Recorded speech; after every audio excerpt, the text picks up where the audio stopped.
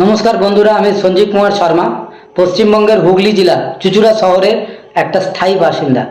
আজ আমার খুব মনে কষ্ট হচ্ছে, আমি এই কথাটা বলতে বাধ্য। আমি ভাবছিলাম যে এই কথাটা আমি বলবো না, কিন্তু এই কথাটা আমি বলতে বাধ্য আজকে।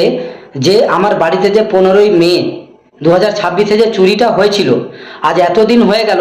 চোর ধরা পড়ে না কি পড়ে না সেটা আলাদা ব্যাপার, কিন্তু আমি এফআইআর করিয়েছি। আমি ভারতীয় থল সেনায় একজন কার্যরত একজন সেনাবাহিনীর একজন কর্মী। আমার বাড়িতে যে চুরি হয়েছে তার এফআইআর করানো হয়েছে। আজ 2.5 মাস হয়ে গেল, কিন্তু তার কোনো রকম স্যাটিসফাইড রিপ্লাই আমি আজ অবধি পাইনি। কোনো রকম স্যাটিসফাইড রিপ্লাই আমি আজ অবধি পাইনি। আমার যিনি ইনভেস্টিগেশন অফিসার ওনাকে আমি মেসেজ করে বারবার জিজ্ঞেস করি। উনি বলেন যে স্যার হচ্ছে হচ্ছে, হবে হবে। কি হবে স্যার? আমার সারা জীবনের পুঁজি চলে গেল, কি হবে? কখন হবে? হবে কি হবে না সেটা তো আমাকে বলতে পারেন।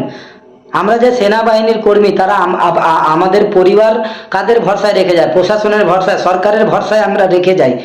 এই নিয়ে আমাদের আর্মি থেকে কত চিঠি পাঠিয়েছি।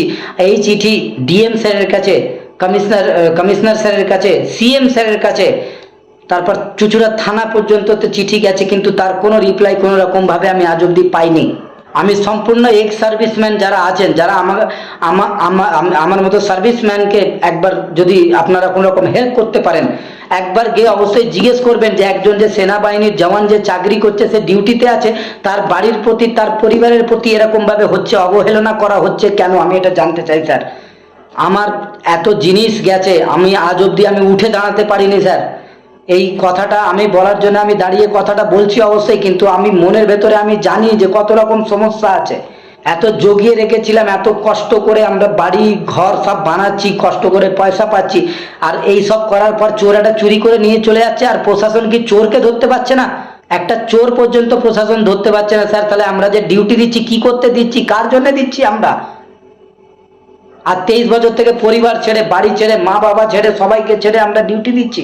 কেন দিচ্ছি? এর জন্যই দিচ্ছি যে আমাদের বাড়িতে চুরি হয়ে যাক, ডাকাতি হয়ে যাক। এই প্রশ্নটা যারা সিভিল পারসন তারাও যদি চায় জিজ্ঞেস করতে পারে। গিয়ে একবার জিজ্ঞেস করুন আপনারা যে এরকম কেন হচ্ছে একটা সেনাবাহিনীর কর্মীর সাথে, ওর বাড়ির সাথে।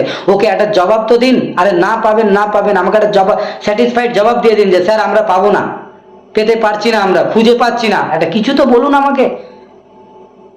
পাগলের মতো অবস্থা হয়ে রয়েছে এতদিন থেকে। হাত জোড় করে আমি রিকোয়েস্ট করছি আমাদের মুখ্যমন্ত্রী মহাশয়কে, আমাদের যে ডিএম স্যার ওনাকে, আমাদের এখানকার যে পুলিশ কমিশনার ওনাকে, আর আমি আমাদের থানার ইনচার্জকে হাত জোড় করে রিকোয়েস্ট করছি যে প্লিজ যদি পারেন তো অবশ্যই আমার একটু হেল্প করুন, আমার জিনিসটা বার করা, উদ্ধার করুন। আমার পরিবার একা থাকে। এটা কি মানে বুঝতে পারছেন আপনারা ওর কত রকম মেন্টালি ও ডিস্টার্ব আছে? থ্যাংক ইউ, জয় হিন্দ।